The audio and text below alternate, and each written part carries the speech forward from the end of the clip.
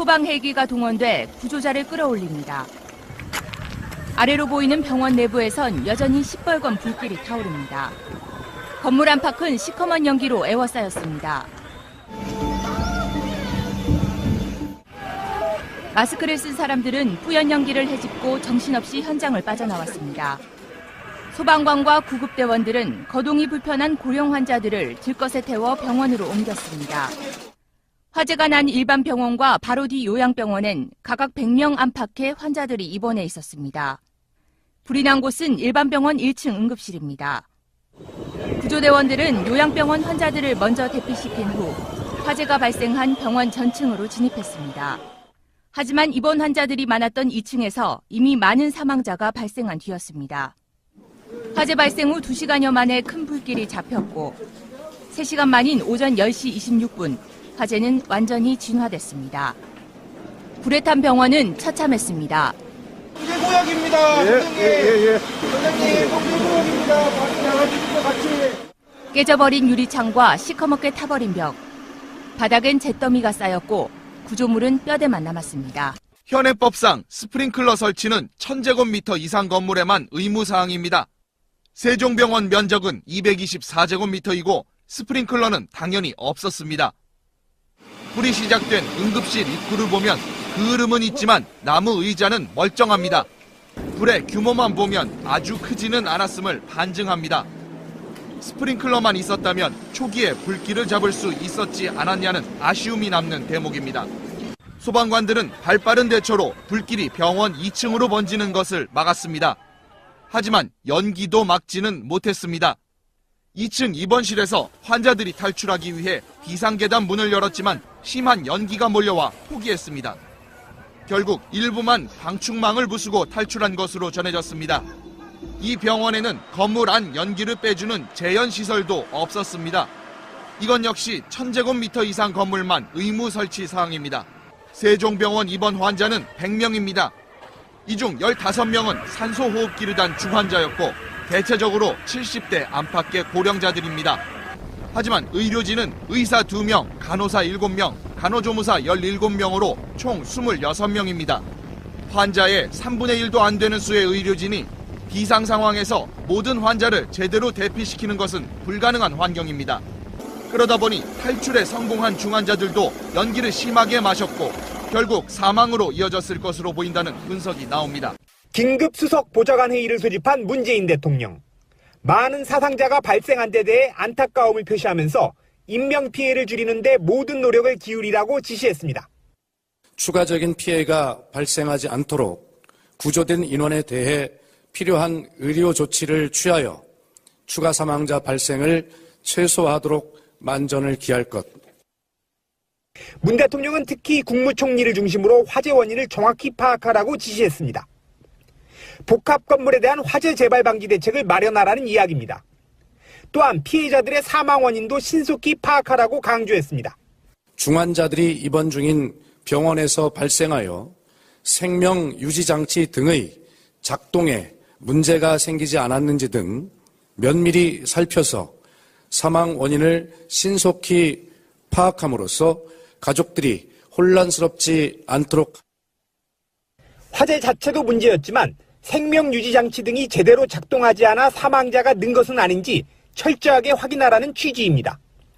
그러면서 인근 병원으로 이송된 중환자들에 대한 장비 지원에 어려움이 없도록 조치하라고 지시했습니다. 이번 화재로 인한 인명 및 재산 피해의 조기 수습을 위하여 범정부 차원의 역량을 총결집하여 지원 대책을 마련할 것을 지시했습니다. 문 대통령은 현장 상황에 따라 밀양 화재 현장 방문 여부도 결정할 예정입니다. 여러분들 뭐 코멘트 좀 필요합니까? 네, 한번 해주세요. 네, 맞습니다. 와이러스. 가까이 돼. 쇼통과 정치 보복에 해랄이 된 이 무능한 정권이 국민의 기본적인 생명권도 지키지 못하는 이 참담한 상황을 만들어냈습니다. 문재인 대통령은 큰 사과를 해야 됩니다. 그리고 청와대 내각 총사퇴해야 합니다. 더 이상 국민을 지키지 못하는 정권은 대통령이 아닙니다. 이 참담한 화재 현장에서 또 유족들 위로만 하는 게 대통령의 역할이 될 수는 없는 겁니다. 그 상황 끝나고 나면은 66의 생일 축하 광고판에 환한 미소로 쇼통에만 해란이 되어 있는 이 문재인 정권이 대한민국 국민들의 기본적 생명권도 지키지 못한다면은 정부가 아닌 것입니다. 당장 가겠습니다. 아니 의원님 그런 집에 와가지고 무슨 거 먹고 정치 보고 뭐 그런 얘기예요. 잠깐 넣으세요. 혼란자서 무슨 정치 얘기 다 있어요. 맛있다 지금. 아니 말소리를 해야 야당 대표를 맛있네 지금요. 예? 정치하러 왔어요. 정치하러 왔어요. 소장집에 와.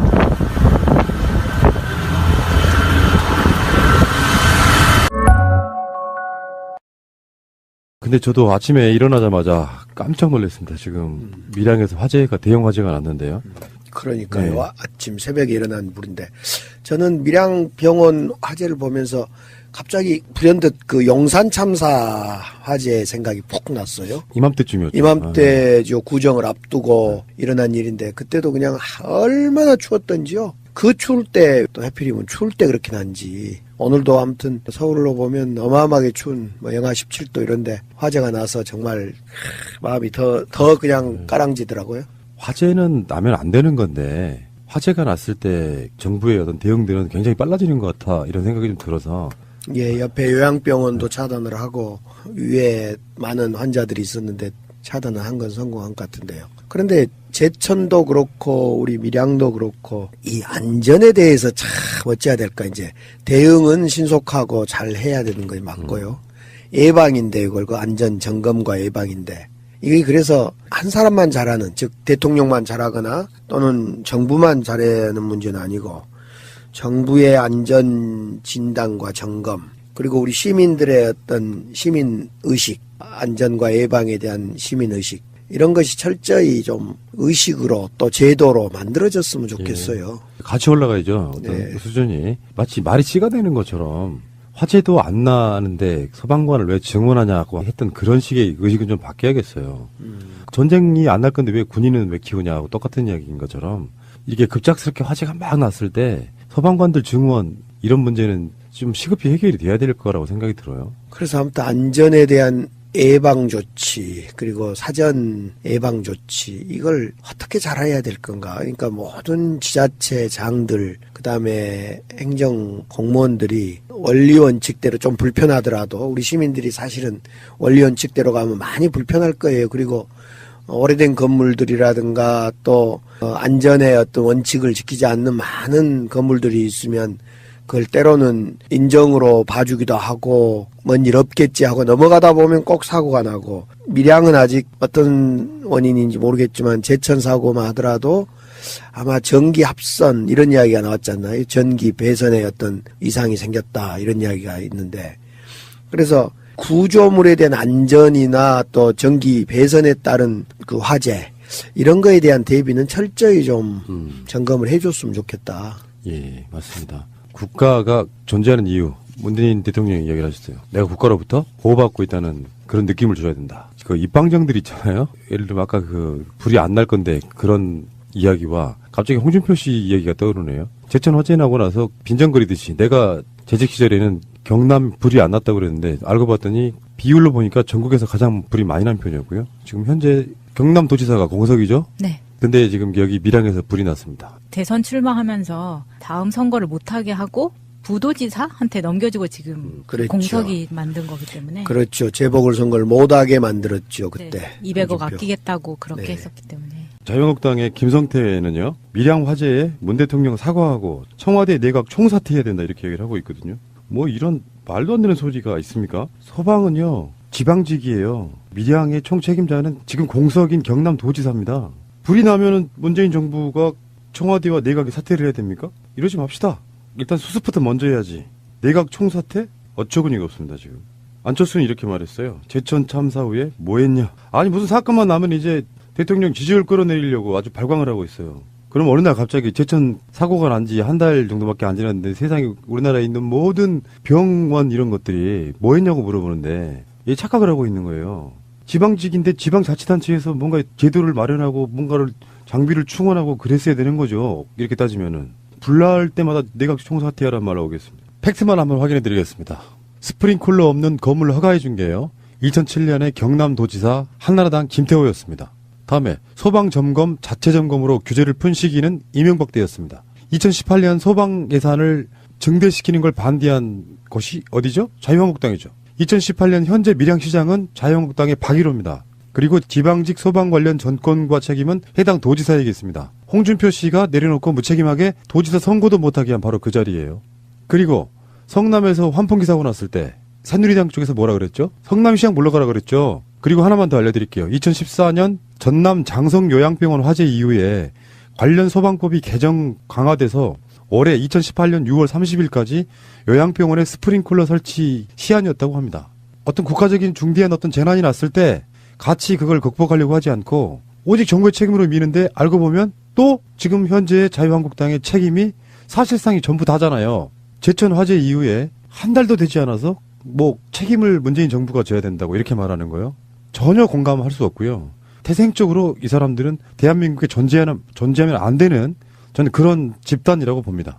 그래서 아무튼 우리 추미애 대표도 또 우원식 대표도 현장을 달려가게 또 지금 하고 있고 또 정부도 총리, 장관 함께 달려가서 아무튼 우선 그 다친 사람 치료해야 되고 정말 그 안전에 대한 후속 대책은 추후더라도 우선은 그렇습니다. 아무튼 그 구조하고 치료하는 데 만전을 기해야 될 것 같아요. 그 건물에 또 약간 더 문제가 있긴 했다만요. 병원으로서는 적합하지 않은 건물이다. 이렇게 이런 전문가들의 진단도 있더라고요. 사고는 날 수 있습니다. 그러나 그 사고를 대처해서 그 다음에 비슷한